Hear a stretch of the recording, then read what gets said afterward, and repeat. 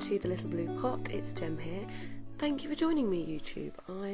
You have joined me to talking about understanding suicide today. So the reason I've done this video is to help people who have suicidal behaviours or suicidal tendencies, just to realise that they're not the only one.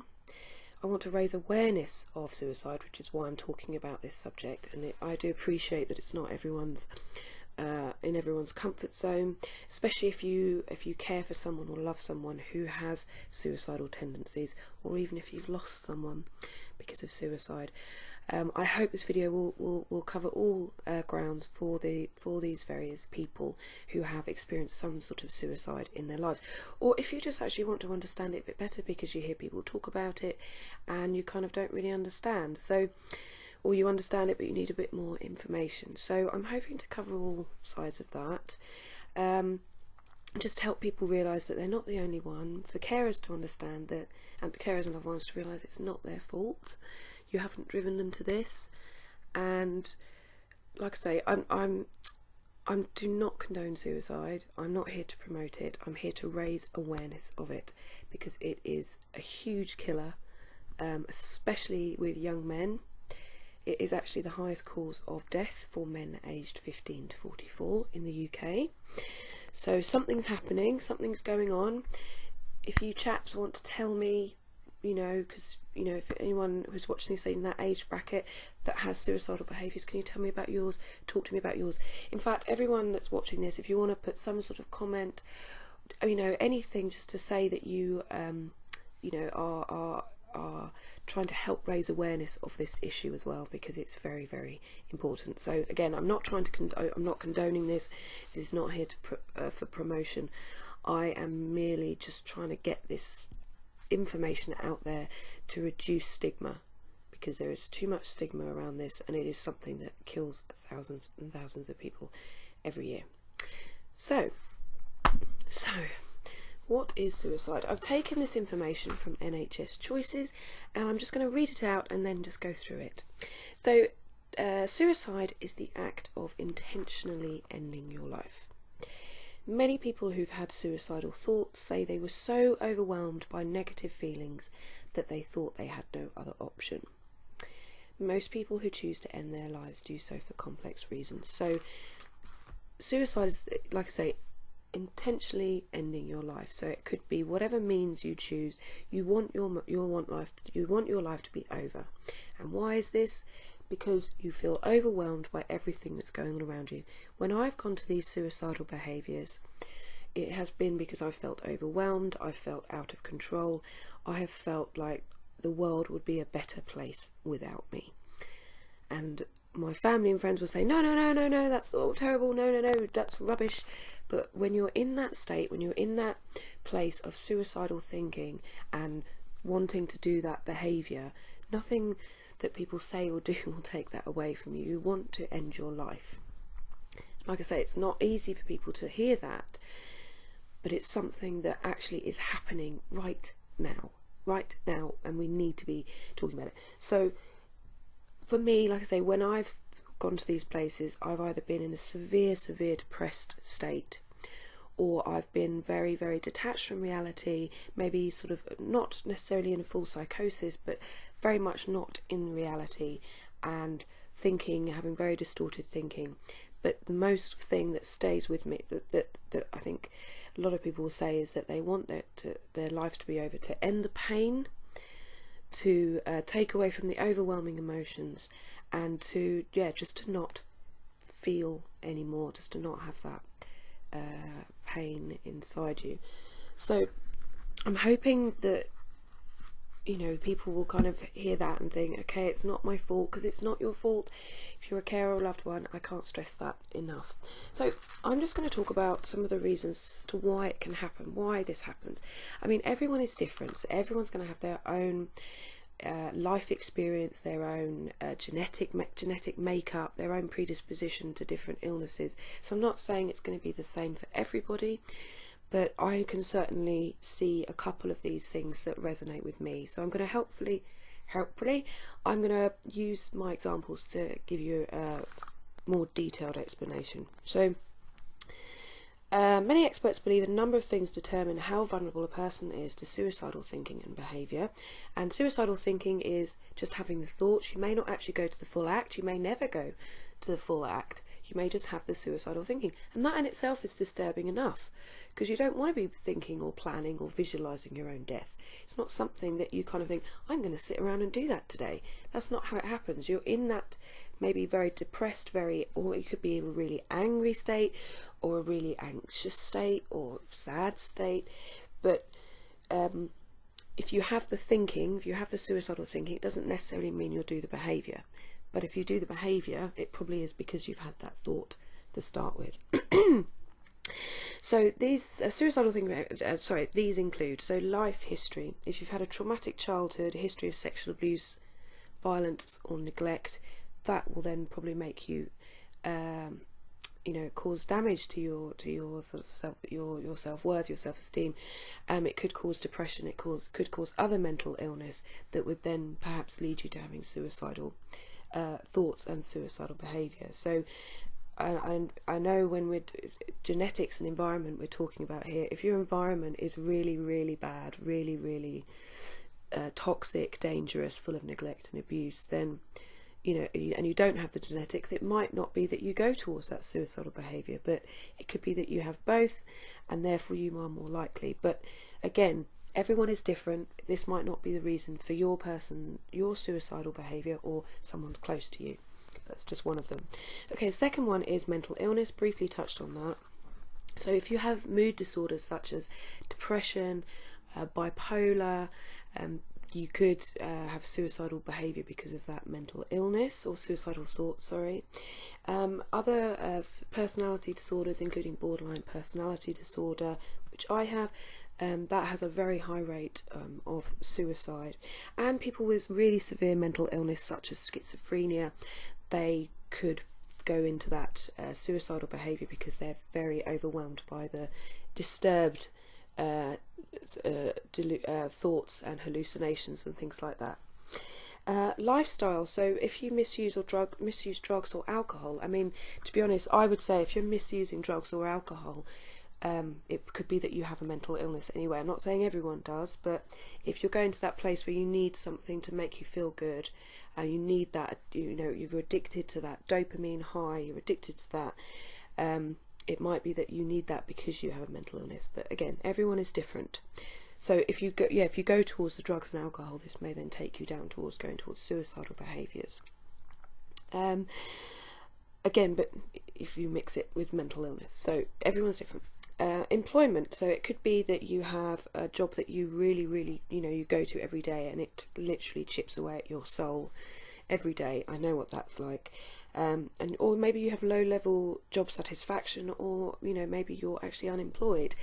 Anything like that will kind of compound if you're already having negative thoughts, if you're already having low mood and things like that. This could then compound it, and it might be that you're so stressed out in your job that everything gets too much, and you could even have a nervous breakdown, which is one of the things I had. So having a healthy environment that you're in, if you're in a negative environment, it's going to make you feel negative about yourself. So if you're in a poor job or poor job satisfaction, you're more likely to go to suicidal behaviour because you may be really, really depressed by it. You may be really fed up and want to just do something completely different. If you have problems in your relationships, this could lead to suicidal behaviour. So if you're socially isolated, my heart goes out to all the people who are isolated, who are on their own, who don't have that day-to-day connectivity with people or live in that sort of community feel. So this could really lead to people kind of feeling very depressed, very lonely, very isolated, and really, really, really sad for them. And then that could make you feel, go towards suicidal behaviours. You could be a victim of bullying, or even have not many close friends. So you feel that, you've maybe got a lot of love to give, a lot of things to share, but there's not enough people around you to give it to.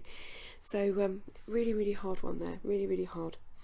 And then genetics and family history. So a lot of these are environment, life history, lifestyle, employment, relationships. They're all sort of environmental issues. But genetics and family history, that will be kind of, you know, if you've got relatives that have had mood disorders or anxiety disorders or personality disorders, and they've had suicidal behaviours, it could be genetically that you have that. But then again, if you've got that genetics but you have a really, really safe, secure, wonderful upbringing, it might be that you don't even go on to develop it in such a severe way. So in addition, a stressful event may push someone over the edge, leading them to suicidal behaviour. So it might be that, you know, you've never had any experience of mental illness or any experience of anything like that, and one day you've reached that limit and you are tipped over the edge, and you go into this place and it's kind of like, wow, I've never been here before, and then you might even go into suicidal behaviour from there. It's really, really tricky one. Because it could take only a minor event as well. So it really does depend on your genetics, your environment, and it really depends on, you know, who you've got around to love and support you. If you're in an abusive relationship, that's going to make things worse. If you surround yourself with positive, life-affirming people, or take away the toxic people from your life, spend less time with those toxic people and more time with people that give you good things, and that will help. I'm not saying that is, you know, going to stop people from committing suicide and things like that. It's not. But what I'm saying is, the more good the things you put in your life and in your body, the better you're going to feel about yourself. I want to now just talk about my most recent suicide attempt, and that was pretty awful. Oh God, I can't say that word so much. Awful. But it was, and it was a really weird timing as well, because my brother had just got married. And this was nearly 2 years, nearly 2 years ago now, in the August, and we had a lovely wedding, beautiful day. You know, I had my friend did my hair and my makeup, and my brother's wedding was wonderful, and saw the family, beautiful day, beautiful weather, just absolutely perfect. 3 days later, I'm in A&E. Didn't see that coming. And for me, what I would say happened was, when I moved back home with my mum after losing my job, I really just felt like the lowest scum in the world. When I had to start to claim benefits and things like that, I felt like scum, because I'd worked all my life and I'd earned money and things like that. And then I saw my brother getting married, and everyone around me was getting married or having babies, and I was stuck with this illness, unemployed because I was unemployable. Really, really rubbish. And then I had this day, and I just went into a very, very low, completely detached from reality, and I had this voice in my head, a really deep, scary voice telling me to kill myself. And I got my tablets, took as many as I could of my some of my medication, and this voice, as I was doing it, was like, do it, and it was really loud, really shouty, really, really horrible. And but I was like, yes, I need to do this. My life is not worth it. I'm a piece of shit. Excuse my language. I hate myself. Everyone would be better off without me. And as soon as I did it, and I shouted at my boyfriend. My boyfriend came in. He was like, "What are you doing?" And I said, "I've taken an overdose." And he was like, "Oh my God!" And then he told my mum, and then it was phone calls, and then it was like the ambulance turned up, and I was just kind of like spaced out, but most of it. I didn't have to have my stomach pumped, which is good, but my partner Andy, he was with me in A&E, and it was very, very scary. He was just holding my hand, and really, really, really horrible time. But he was there, and I was then referred to the crisis team. I'm going to do a whole video on learning about the crisis team at another date. They were great. They stay with you for about 72 hours. They don't stay permanently with you, but this is instead of basically going into hospital, which I refused.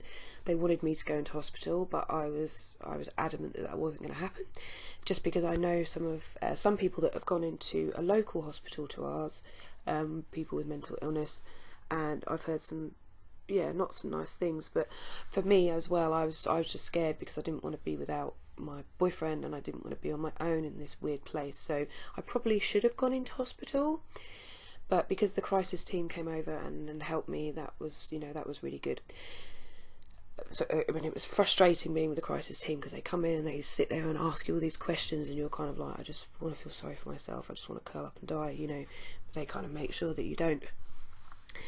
Really, really supportive time for all my family. They were very kind. I had, you know, lots of messages and lovely thoughts and comments people were giving me, and it really made me think, you know, had I been successful, how many people I would have hurt. And it's not that at the time I was like, I want to hurt loads of people by killing myself. That's not where you go. You don't go there in your head. You go there to say, you know, I don't want to live anymore in my life. Everyone's lives would be better off without me. Of course that's not true, but that is where I go to in my head. I was like, everyone is successful, everyone's better than me, everyone's, you know, I'm ugly, I'm stupid, I'm fat, I'm disgusting, I'm never going to amount to anything, I'm never going to have kids, I'll be a terrible mother if I do. These are all the thoughts that go through your head. I mean, millions and millions and millions. Negative, you know, fast pacing, horrible thoughts that just will not go away. And I would either go to self-harm to make that stop, or want to go towards suicidal behaviours. That was my last suicide attempt, and I recently had a suicidal ideation, a suicidal thinking, about a week or so ago, which is the closest I've been to suicidal behaviour in nearly 2 years. And it was just a visualisation. Like I say, you can have suicidal thinking or suicidal behaviour, and this was just a thought, but it was a real strong visualisation of me hanging myself from a tree. And I remember lying on the bed looking at this tree out of my window that looked perfect to hang a noose and hang myself in it. And I closed my eyes and I could see myself hanging, and the peace that came over me was unreal. And I was kind of like, I feel really calm, like I feel like if no one was around I could have done it, you know. But luckily I was with my boyfriend, and he quickly was like, right, we need to distance, we need to get you out, we need to support you. He never shouts at me, but I think he does sometimes feel a bit frustrated when I go to this place because he can't do anything. And I think that's another problem, the frustration that people feel when they see their loved ones either self-harming or, you know, having suicidal behaviours. Really, really painful for you guys. But all we need as people with suicidal behaviour is love, support, kindness and understanding. The more support, the more trust and more love we get from the people around us, the less likely we are to go towards these behaviours. But that's, again, not saying that it's your fault that we go to these behaviours. It's no one's fault. It's just bad genetics, bad environment, development of a mental illness, or just the ability to not be able to cope with loads and loads of stuff. This is where I'm going to end today's video. I will be talking more about this another time, possibly getting a friend in or something like that, but I just want to end with a couple of statistics, just saying that suicide is the greatest cause of death amongst young men aged 15 to 44 in the UK, as well as women as well, but suicide for men, so the aged 15 to 44 men, that is the highest cause of death. I cannot believe it when I read this statistic. Please tell me, chaps, you know, please, if there are chaps watching this, I really hope there are blokes watching this, because it's not just women that get mental illness, it's not just women that go through all of this stuff, it's not just because of whatever. There is clearly an issue going on with men that this is the main cause of death. And that's taken from the Alliance of Suicide Prevention Charities, TSC or TASC. Every 4 minutes someone in the UK tries to kill themselves, and every half an hour someone succeeds. And that's why I'm talking about this video. That's why I'm talking about suicide in this video, because every half an hour someone succeeds, and we don't want that. We want people to feel supported and loved. Thanks for watching today. I do appreciate it's been a bit of a delicate subject, but thank you for persevering, and I'm glad I persevered as well. This video has taken me quite a few takes to do, but we got there. And if you have any comments, questions, anything you want to talk about suicide, anything, just please get this discussion going. I want to reduce stigma, I want to raise awareness, and I want to just really reiterate to everybody with suicidal behaviours, you are not on your own. You are not on your own. I've been through it. I know others that have been through it, that have come through it, and you can as well. Last word to carers and people with loved ones that have suicidal behaviours: it is not your fault, but do what you can to be kind, patient, loving and understanding to your loved one. Thanks for watching, take care, and I will see you next time.